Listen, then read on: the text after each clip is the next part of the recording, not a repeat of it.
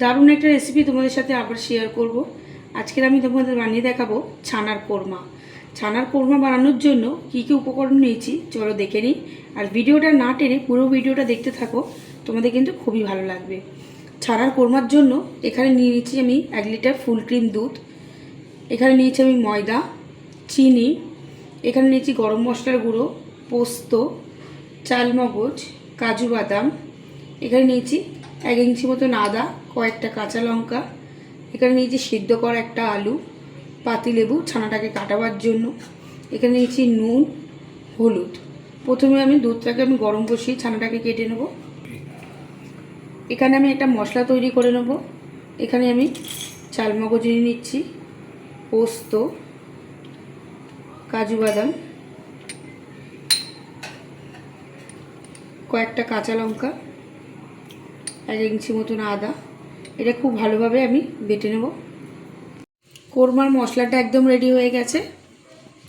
দুধটাও ভালোভাবে জাল দিয়ে নিয়েছি। এবার এখানে পাতিলেবুর রস দিয়ে দিচ্ছি।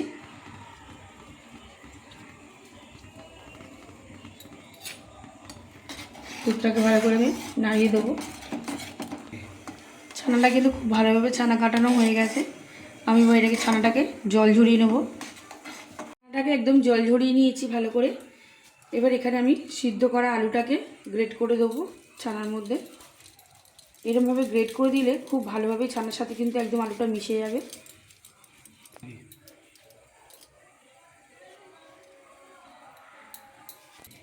এবার এখানে আমি ময়দা দিয়ে দেবো, 2 চামচ ময়দা দিয়ে দিচ্ছি, পরিমাণ মতো নুন, সামান্য পরিমাণে গরম মশলার গুঁড়ো।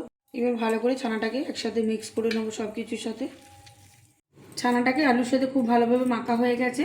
এবার এখান থেকে ছোটো ছোটো এরকম বলের আকারে গড়ে নেব। এরকম সাইজের আমি ছানাগুলোকে নিয়ে নিচ্ছি।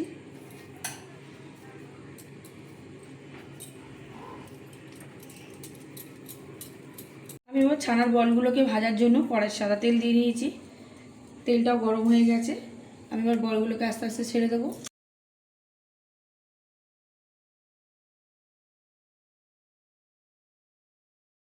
এই সময় কিন্তু গ্যাসের ফ্লেমটা একদম লো রাখতে হবে, না হলে কিন্তু বলগুলো একদম পুড়ে পুড়ে যাবে।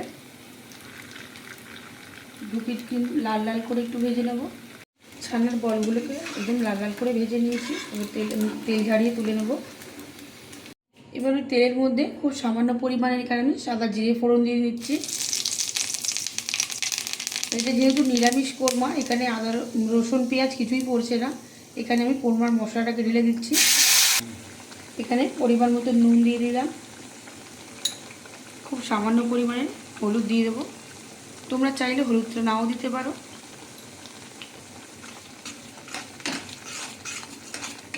একটু মশলাটাকে আমি ভাজার করে একটু কষিয়ে নেব।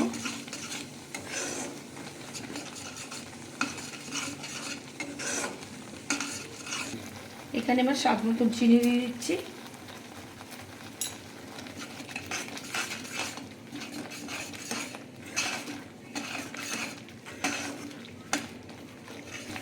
মশলাটা খুব ভালোভাবে কষানো হয়ে গেছে। মশলা থেকে কিন্তু বেশ অনেকটা পরিমাণে তেল ছেড়ে দিয়েছে। এবার এখানে অল্প করে জল দিয়ে দেবো, যেহেতু খুব বেশি ঝোল হবে না, হালকা একটু গ্রেভি হবে। এখানে মশলা ধোয়া জলটাই আমি দিয়ে দিচ্ছি।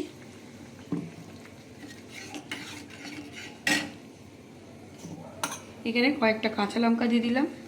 একটু ভালো করে মশলাটাকে আমি ফুটিয়ে নেব। খুব ভালোভাবে ঝোলটা ফুটে গেছে। এবার এখানে আমি ছানার বলগুলো দিয়ে দেবো।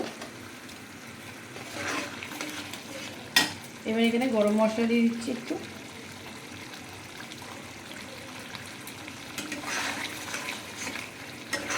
খুব সুন্দর একটা গ্রেভি হয়েছে।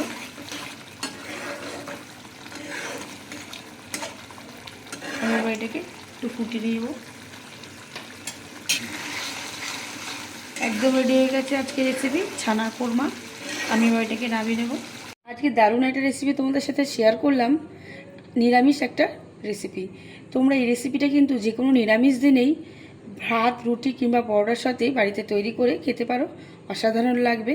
আজকের এই রেসিপিটা যদি তোমাদের ভালো লেগে থাকে তাহলে প্লিজ তোমরা এরমভাবে বাড়িতে তৈরি করে আমাকে কিন্তু কমেন্টে জানাতে ভুলো না। আর যদি ভালো লেগে থাকে তাহলে প্লিজ একটা লাইক, কমেন্ট, শেয়ার। আর যে সকল বন্ধুরা আমার চ্যানেলটাকে এখনও পর্যন্ত সাবস্ক্রাইব করোনি প্লিজ তাদের কাছে অনুরোধ রইল আমার চ্যানেলটাকে সাবস্ক্রাইব করে আমার পাশে থাকার জন্য।